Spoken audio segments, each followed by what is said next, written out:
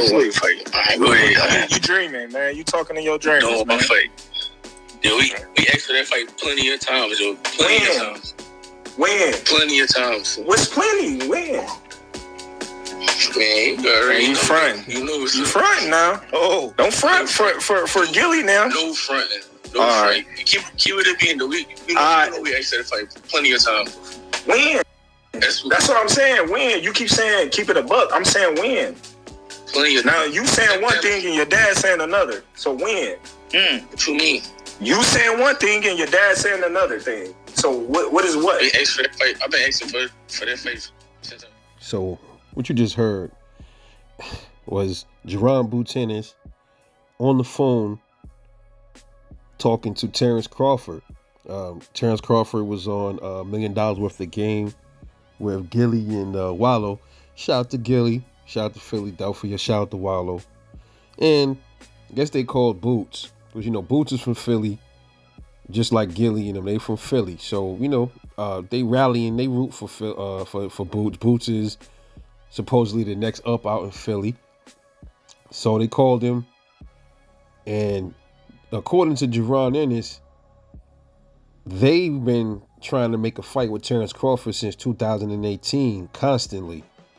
So, you know, they traded words, as you heard. And Bud is like, listen, when did you try to make a fight with me, bro? It's crazy because all Boots kept doing was saying plenty of times. But he could never give exact dates or nothing like that. Now, if I can recall back in 2018, I think that's when Terence Crawford first got in the welterweight division. When he first got there, he fought his first fight with Jeff Horn, and that's how he got this WBO strap. I didn't hear any noise from Jaron Ennis or his dad to try to make any fight. And I know a lot of y'all been following boxing for a long time. Y'all been following the welterweight division. If you go back to 2018, I can't recall any times where Jaron Ennis was really being vocal against a Terence Crawford. Shit, hell. Boots, I think, when is the first time I even heard him? I haven't even heard him be vocal against Errol. I think, 2020? Maybe I give him 2020, the latest. That's the first time I really heard him become real outspoken against either one of them. You know, but he's definitely been more outspoken against Errol than he has been against Bud. So when did all of these times he tried to make the fight? I never heard his pops come out and say, yo, we trying to make the fight. Oh, we've been trying to get at Bud, but he been moving funny. I've heard his father talk about the Terence Crawford fight, but it's almost like sometimes they glance right over that fight. They don't really get into details with it as much. They talk about it a little bit, but it's not like they was really going after Errol Spence the most, you know. So I gotta call bullshit on this one because look, I like Boots, but he's putting himself out there like he's the boogeyman and everybody's afraid of him. You know what I mean? And I even said like a while ago, I made a video.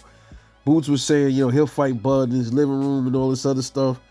And I'm not sure if Bud even responded. I was like, Bud, man, you got to respond back to the youngin, man. And, you know, so listen, man, my thing is this.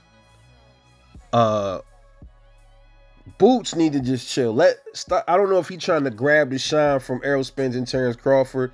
If he trying to smother all of the fire that's going on under this fight. If he trying to put a hamper to it. He mad because they didn't line it up with him right now. Bro, look. Let these dudes, these are the two kings, bro. You're a good fighter. But bro, these are the two men. These are the head honchos of the welterweight division right now.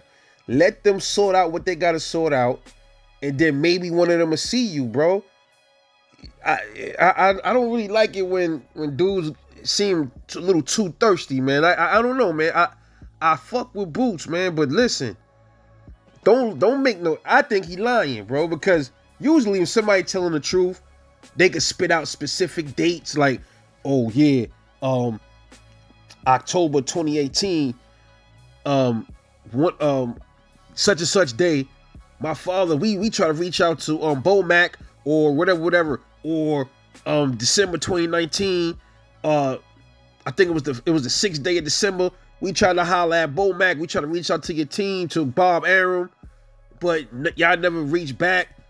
He didn't say none of that. All he kept saying was, plenty of time. So Bud, like, listen, when though?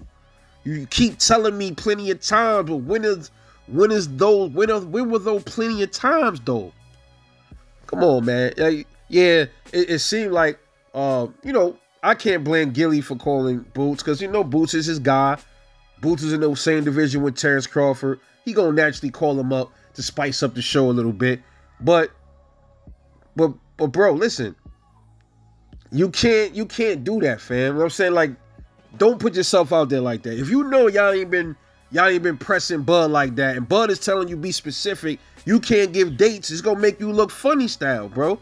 Your credibility gonna be shot from now on. If we find out you lying, which I think he is, ain't nobody gonna believe a word that come out of his mouth, man. So you just be quiet and let everything unravel and play out the way it's gonna play out, then he'll get his shot. Or if he don't, the dudes will move up. Let them do their thing. And you can move up to 154 or whatever and try to get some belts and try to chase them up there if that's how you feel, man. But don't sit up there and try to garner up a lie and to try to big yourself up. I don't really respect that. Whatever boxer it is, This is nuts, man. But we going to see as all this shapes out to be whatever it's going to be.